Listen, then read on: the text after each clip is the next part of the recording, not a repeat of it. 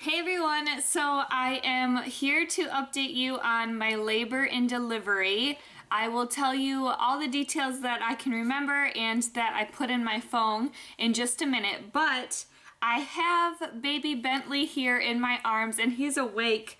He just ate, and so I'm probably going to show him to you and then stop the video and put him down to sleep, and then I will film my labor and delivery story. So real quick, I just want to introduce you. He's right here, wide awake. There's baby Bentley. Today he is, well, tomorrow he'll be 2 weeks old. So it's been a little bit, but it's been kind of crazy, and we're getting used to newborn things, so that's why it's taken a second, but I think we're getting it down. So there he is. I just wanted to show him real quick to you. I'll try to insert pictures at the end as well, but sometimes if my memory card doesn't want to cooperate, then it won't work. Oh. Well, bless you. Bless you. Okay, so I just wanted to hop on here and show you him real quick. So let me get him wrapped up and put down to sleep, and then I will film my labor and delivery story. Okay, so I am back, and it is the next day from when I filmed that intro that you just saw. Bentley decided he didn't want to take a nap when we were done with the intro, so he was wide awake, and I tried to film it with him, but he would just randomly cry out, and it just wasn't working. So he is sleeping right there, kind of behind next to me. I think he's going to stay asleep though. He just fell asleep, so he should be okay. So I should be able to film my labor and delivery story. I really want to get this up for you guys. It should go up tonight, so we're going to see. So I have my phone that I kind of kept notes on during the entire process. I would put times and what was going on, so I would I wanted to reference it myself, but I also was going to use it for making this video. So hold on, I'm pulling up my note that I had. Okay, so I went in to be induced on July 22nd at 7 a.m. is when I got there. So they just kind of got me hooked up and got everything ready, got me in my labor and delivery room. You stay in the same room when you go in to be induced for your entire labor and then your delivery as well. It's all one room. It's a really nice room. Generally at most hospitals, they're, you know, big and they have plenty of space in there. So I went in at 7 o'clock. I started my Pitocin at 8 o'clock. Pitocin is a medication that they put in your IV, and it helps to jumpstart labor. It will start contractions, and they started off at a low dose, and they will increase it as the day goes on, and as your contractions continue to get stronger, they can increase it, and as your uterus and your cervix, everything changes to, as labor progresses, it's okay to have a higher dose of Pitocin. You wouldn't want to start at like 20 or 30. I think the max, I've heard two different things. The max is either 20 or 40, which I know those are quite different, but I want to say it's 40. I don't know. Anyways, I started at 2, and then will increase it by like 2 every time they come in. So I started at 2 at 8 o'clock, and I have my it was pretty slow going though, from there until like noon. It was just really slow. My contractions started to get a little stronger. So at 8 o'clock it started, and they checked me before I started my Pitocin. So they'd have a baseline. They will do a cervical check and just see how dilated you are and how thin you are, and they have you hooked up to a monitor to see if you're even having contractions. And I was having them every 6 minutes consistently, but they weren't really that painful. It felt like a period cramp, and I knew going in that whole night I was having them, but they weren't, like I said, they weren't horrible. So that's why I just waited and went in the morning. I knew it was going to be a while, if at all, that I went into labor on my own, so I didn't go in that night before. And I had periods of contractions for a couple hours that whole weekend before I went into the induced, but it never led to anything. So I went in, I was having contractions every 6 minutes. I was 1 centimeter dilated, but 90% effaced, which means how thin my cervix was. So I was very thin. And then baby was at a -2 station, which means he's pretty high up. The highest he can be is a -3, then it's a -2, -1, 0.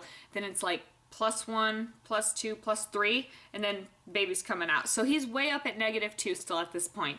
So every half hour from 8 o'clock, so 8:30, 9, 9:30, 10, they would just come in and increase my Pitocin. Nothing was really happening. I was pretty comfortable, you know, just having like crampy feelings. Then at between 10:30 and 11, I don't remember the exact time, I had got up to go to the bathroom, and I had had some pretty bad contractions in the bed, but I had thought that maybe they would go away, or they would stay okay, something I could manage, and they wouldn't go away, but I could manage the pain for a little while. But I got up to go to the bathroom, and I had a horrible contraction on the toilet. Like, literally, I was just grabbing the rail, and I started crying. It hurt really bad, and to be up when it happened. So my husband got the nurse, of course, and she said, you know, we might as well do the epidural. I knew I was going to get an epidural, so I said, you know, go ahead. Why not now, if any time? So she went and got the anesthesiologist. He came in, and he gave me my epidural between 10:30 and 11 o'clock.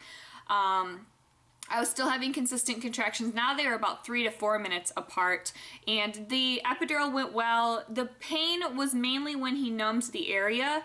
Those needles hurt. I think he numbed both sides, because there were two pretty painful sensations I had, but then the actual epidural wasn't bad. And he got it the first try. I've heard horror stories of them trying forever, but he got it.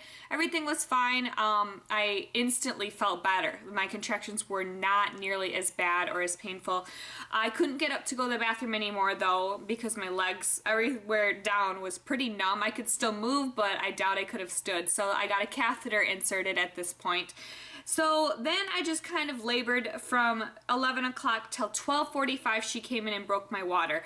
I was having a lot of contractions. I was comfortable, though, because of the epidural, but I was already at 3 centimeters on my own. My pit was already up to 20, so they had increased it. Once I got my epidural, I think they were increasing it by 2 or 4 every half hour, so it went up there. And he's at a -1 station at this point when they broke my water at 12:45, so he'd moved down a little as well. So I continued to labor. Once my water was broken, it went quicker. At 2:30, she came in, and he was already back down to a 0 station, so he'd moved down even more, and I was completely thinned. So ready to go, but I was still only 3 centimeters dilated. So, but things were starting to definitely pick up. So that was at 2:30. Then at 3 o'clock, she had to come in because the baby was having what they call late decels, where his heart would decrease. The heart rate would decrease right after my contraction, which is, they shouldn't be doing that, and it would decrease quite a bit. So she put oxygen on me and laid me flat down, and that helped. He started to be okay after that. So I had to continue wearing the oxygen, though, the entire rest of my labor, which it started to get a little annoying after a while, but so that was at 3 o'clock that she put that on. But my contractions were already only 2 minutes apart at this point, and definitely from 3 o'clock on is when it was happening. At 4 o'clock, I was already dilated to a 5. And then at 4:45, so 45 minutes later, I went up to an 8. So like I said, from that time my water broke, then on it just went really quickly. So I went from a 5 to an 8 in 45 minutes. And he was at a 2+ station as well. So he was way down there. He moved fast. In 45 minutes, he moved that far down. And so then an hour after that check, when I was at an 8 centimeters, she came in and checked me again, and I was ready to push. Just that quickly, within an hour. So she came in at 6:10, and I started pushing. And he was born at 7:15. So I pushed for about an hour. Yeah, an hour and 5 minutes I pushed for. Pushing wasn't as bad as I thought it was going to be. Keep in mind I had an epidural, so that definitely helped a lot. It was just felt like pressure, a lot of pressure, and felt like you were trying to have a bowel movement. You were just bearing down, and I just pushed the entire time. It didn't even feel like an hour, to be honest, because I was so focused on pushing, and every time I would push with a contraction, I was so focused on trying to make that be my last push and get him out of there. So it went by quick, really, to me. My husband was right by me the entire time, and the nurse was on my other side holding my legs, and then my doctor came in. She wasn't there right at the beginning when we started pushing, but then she came in during the middle, and then this is kind of crazy. She decided to step out and take a phone call, which I thought, okay, she must know that from looking down there, seeing what's going on, that I have some more pushes before baby's coming out, so she can step out. But she stepped out, I pushed through another contraction, and I felt his head coming out. Like, it was a significant change from any push I'd had so far. And so I was starting to get a little worried, but I figured, she wouldn't leave if she didn't think she could. But my next push, he came out. Baby just came out. So it's just my husband and a nurse. And so she pushes buttons, pulls cords, a whole team, a NICU, everyone comes in at this point, which they were quick. My husband and the nurse were only alone with the baby for maybe 10 seconds, I guess. It wasn't that long. Baby cried as soon as he came out, so I knew everything was going to be fine. I knew they'd get there quickly, but it was a little weird that the doctor was not there when it happened. So baby came out. They cleaned him off a little and put him on my chest. My husband cut the cord, all the usual stuff. Everything was fine. They let me hold baby on my chest, which was really nice. I really liked that bonding time. As long as baby's fine, usually they will let you do that. So baby was with me. They started to work on me down there. I had some tearing. They had to stitch me up and get my placenta. I had to deliver my placenta, all that usual stuff. So I'm still legs up in the air, but I've got baby, so I'm not even caring what they're doing down there. I'm just really focused on the baby, and it was just like an amazing experience. So then I had some problems though. I lost a lot of blood from just tearing, I guess, my placenta, lots of blood. And so my blood pressure dropped quite a bit. I felt like I was going to get sick, is how I knew that something was wrong. I felt dizzy. I felt like I was going to throw up. So I asked them to take the baby. I think they were going to anyway at this point, because I just felt weak. Like I couldn't even hold my arms up to hold him. So like my arms were already down here when I asked them just take the baby away. Like I don't want him to fall off. So they took the baby and started to, clean him up and check him up. My husband went over by him and they put oxygen back on me and did a lot. I don't even really remember. I didn't pass out, but I was very kind of woozy during this whole time. They took my blood pressure a lot until it started to go back up. They took my blood. They inserted another IV in case they were going to have to give me blood, but luckily they didn't have to. I eventually came to, my blood pressure started to rise again. So then I slowly came to. It took them an hour to finish me up down there due to tearing, and let me tell you, it's not fun right now recovering from that. But so at 8:15 is when I finally had my legs put down. I got to sit up and hold the baby, and I felt pretty dizzy when I sat up first. And that whole night I was just not feeling well, but I had baby, so it was fine. And they moved me to my room upstairs pretty shortly after that. Honestly, I think within an hour I was upstairs. They got me out of there because everything was fine at this point, and she could monitor me upstairs as well. So that's pretty much it. That's just my labor and delivery story. Obviously, we stayed in the hospital for 2 days after that, but then we got discharged because everything was doing really well. I started to do better. I was hurting a lot from tearing, but my blood pressure never dropped again. It all went back up. Baby was fine. Baby had no problems. It was just me, which is fine. I would rather have every problem than something be wrong with him.